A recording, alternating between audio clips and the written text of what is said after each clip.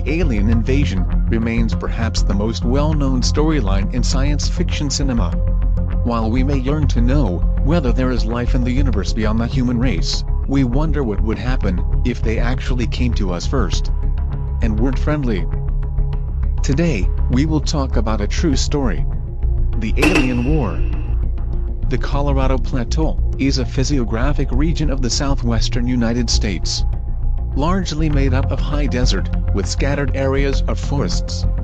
Next to it is the New Mexico, where the well-known Roswell UFO incident took place. And then the highly classified Area 51 in Nevada. Then the Phoenix incident in Arizona. Under Archuleta Mesa, on the Colorado and New Mexico border, near the town of Dulce, there is a secret jointly operated human and alien underground facility underneath. Inside the base, there are diabolical invaders from another solar system, Shanghai human guinea pigs for bizarre genetic experiments. The secret underground base is known as the Dulce Base.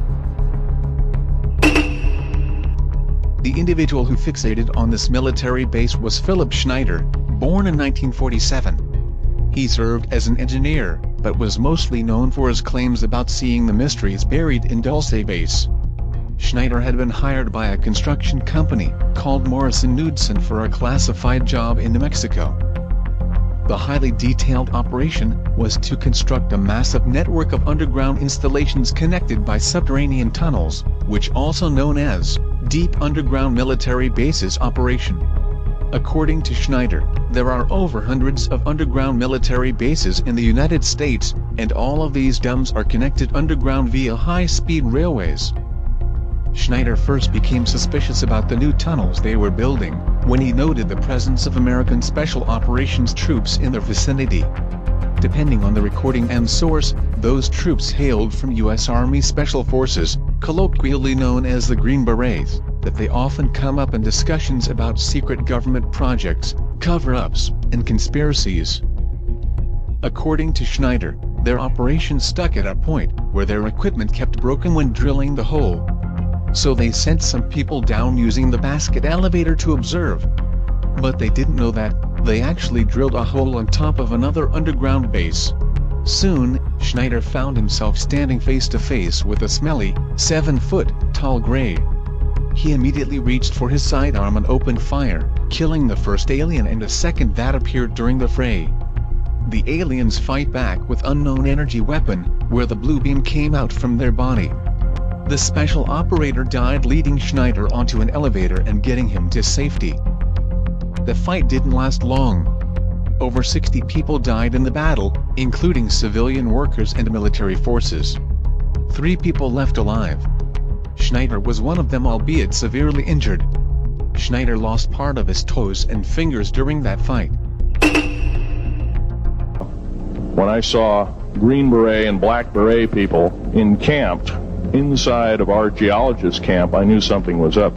The large alien grays had been encamped there for, as best as believed possible, about 400 or 500 years. Had been one of their internal bases. And we'd drilled holes right on top of it. Was sitting a 7-foot-tall alien gray. The stench was worse than the worst garbage can you can imagine. The person was or the entity was absolutely horrible. I didn't waste any time. I reached for my pistol and start shooting.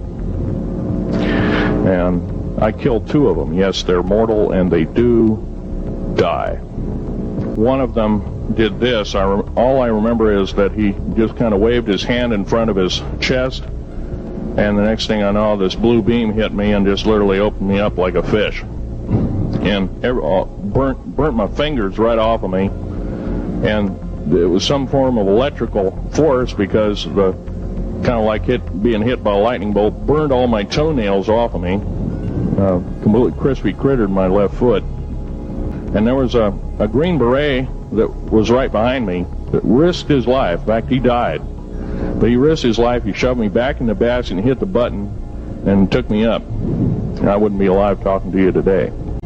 In Phil Schneider's lecture, he claimed his life was in danger for revealing the truth, and he has done all kind of safeguard to keep him alive.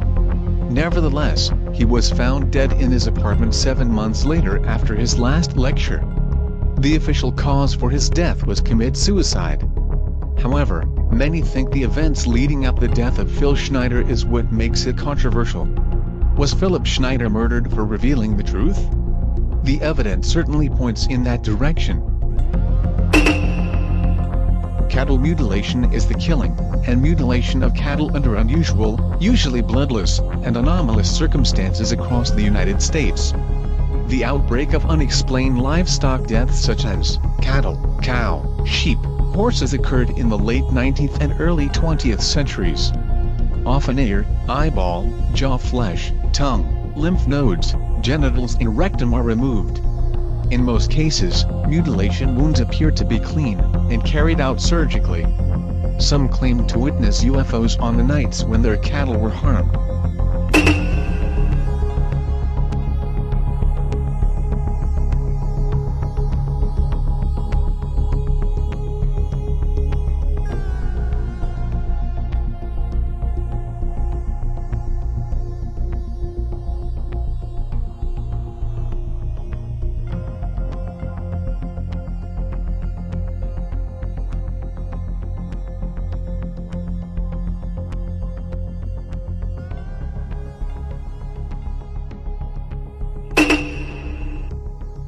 On September 9, 1967, Agnes King and her son Harry found the dead body of the 3-year-old horse, named Lady Snippy. Lady's head and neck had been skinned and defleshed, and the body displayed cuts that looked very precise.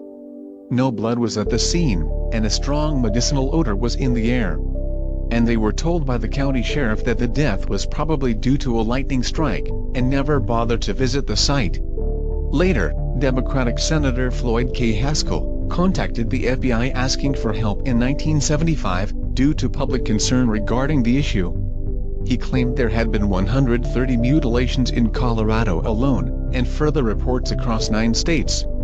In 1979, FBI report indicated that, according to investigations by the New Mexico State Police, there had been an estimated 8,000 mutilations in Colorado, causing approximately $1 million damage.